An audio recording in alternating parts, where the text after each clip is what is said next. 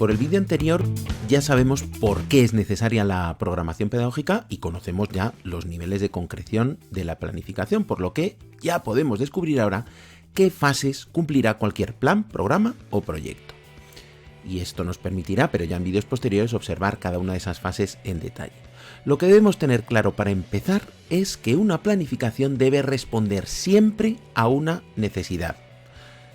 Esto parece de perogrullo, pero en la realidad no lo es tanto, porque nuestra naturaleza humana es egocéntrica. Lo tenemos que admitir y nos suele conducir a proponer lo que nos gusta a nosotros en particular, lo que nos satisface y no lo que realmente se necesita. Vamos, que como a mí me gusta la fotografía, pues en mi colegio o en mi asociación propongo un taller de fotografía. ¿Sé si es necesario? No, pero como se me da bien, hombre, pues quizá no es lo más adecuado, aunque es cierto que hay ocasiones en las que ciertas actividades que a priori pudieran resultar innecesarias pueden servir para atraer a los destinatarios y luego ya dirigirles una acción pedagógica determinada que sí necesitan. Pero entonces no estaríamos haciendo lo que nos gusta a nosotros, sino lo que les gusta a ellos, ¿no? Lo que quiero decir con esto es que la planificación pedagógica no debe servir a nuestros intereses particulares. Debe observarse el contexto, la realidad, para ser capaz de detectar qué aspecto de esta realidad debe ser objeto de mejora o de cambio. Tiene que haber un sujeto o un grupo de sujetos que requieran, que necesiten de nuestra intervención para prevenir o para solucionar una situación determinada que les acontece y que estamos observando. Debemos entonces comenzar por identificar qué se necesita. Y esto supone analizar la realidad, diagnosticarla previamente a la planificación. Porque en función de estas necesidades que vayamos detectando, que las detectaremos en los destinatarios, en sus características, en el contexto, realizaremos una planificación u otra. Esto es en lo que consiste el llamado análisis de la realidad o diagnóstico inicial. Descubrir lo que se necesita, quién lo necesita y todo debidamente contextualizado para acertar o tratar de acertar en la medida de lo posible con nuestro diseño. En el próximo vídeo profundizaremos en esta primera fase. De momento, imaginemos que ya hemos identificado las necesidades, hemos analizado el contexto y conocemos ya las características de los destinatarios. ¿Qué debemos hacer ahora?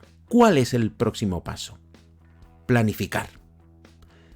Diseñar nuestro plan, nuestro programa, nuestro proyecto en función del nivel de concreción en que nos situemos, lo llamaremos de una u otra manera, recuerda. Bien, pues comenzaremos por preguntarnos ¿qué quiero conseguir? Y teniendo esa respuesta, es decir, conociendo ya los fines, las pretensiones, podremos pensar de qué manera lo llevaremos a la práctica, en qué tiempos, con qué dinero, con qué recursos, en qué espacios.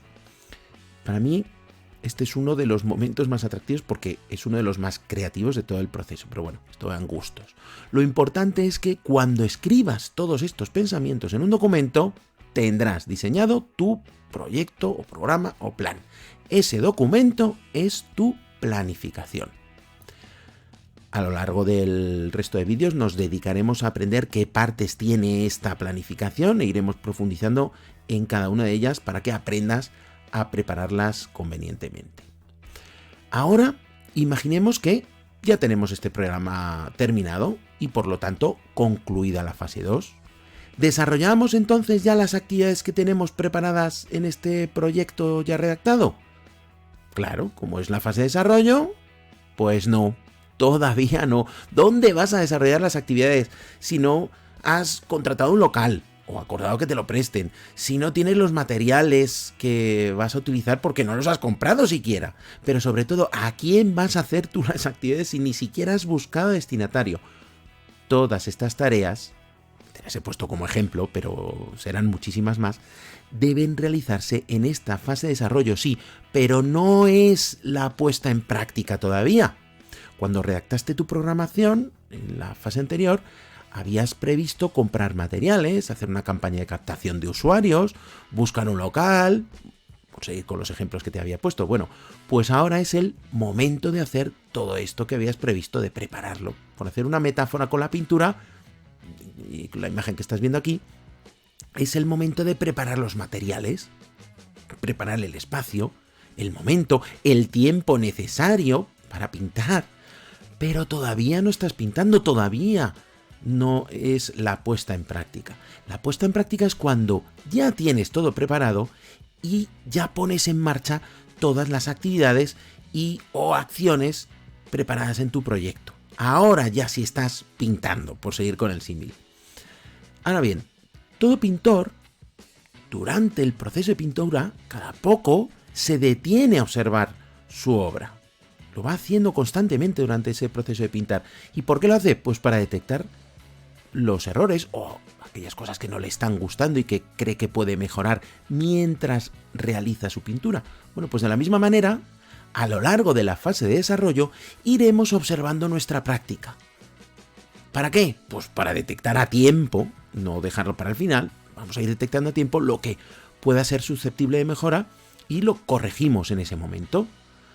Pero es más, todo pintor, tras dar su obra ya por acabada, la ha firmado incluso, la observa con ojos críticos y siempre encuentra aspectos a mejorar. ¿Qué hace el pintor? Aprende de sus errores y los evita cometer en su próxima pintura. Pues bien, de la misma manera haremos nosotros tras finalizar nuestro proyecto.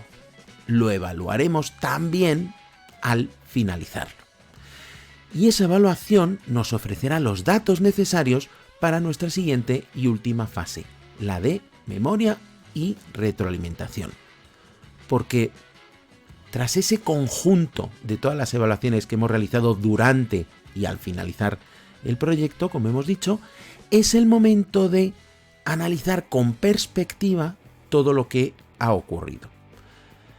Debemos observar la evolución del proyecto, los efectos que han tenido los cambios que hemos acometido tras cada evaluación. Debemos contrastar las evaluaciones de los diferentes implicados e incluso, ¿por qué no?, comparar los objetivos que nos marcábamos al principio cuando diseñábamos el proyecto con lo que realmente hemos observado que hemos conseguido. Todos estos datos nos van a servir, van a ser la base para extraer las claves que nos conduzcan a una reflexión crítica. Una reflexión que subraye tanto los aciertos como los errores, que nos aclare qué aspectos debemos mantener, cuáles mejorar, porque esto es para lo que finalmente debe servir la redacción de la memoria, para retroalimentar el diseño de la siguiente planificación. Así pues, el contenido más valioso de este documento, de la memoria, van a ser las propuestas que podamos hacer de carácter constructivo para que se valoren posteriormente en el diseño de la siguiente planificación. Eso sí, solamente siendo verdaderamente críticos va a ser útil esta memoria. Soy consciente plenamente de que en muchas ocasiones se utiliza la memoria de manera cosmética, podemos decir. Es decir, se utiliza para comunicar a los socios o a los usuarios, a las familias de los alumnos, a los ciudadanos, es un proyecto de un ayuntamiento, etcétera.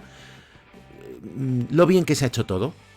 Qué bien lo hemos hecho todo, está todo perfecto. Bueno, pues esto seguro que tiene una repercusión económica positiva, no digo yo que no. Económica o de opinión o de cualquier otro tipo. Sin embargo, así hemos pervertido el sentido real del documento y no sirve a sus propósitos. Lo que tenemos que tener entonces claro siempre es si se trata de una memoria sobre la que podemos apoyar el futuro de la acción pedagógica porque es real, o si realmente sirve como punto de aprendizaje o retroalimentación, o si, bueno, pues solamente tiene fines comerciales, vamos a llamarlo. Hecha esta salvedad, podemos dar por concluida esta segunda parte sobre la programación pedagógica, con la que hemos aclarado las fases por las que pasará cualquier planificación. En los próximos vídeos profundizaremos en cada una de esas fases.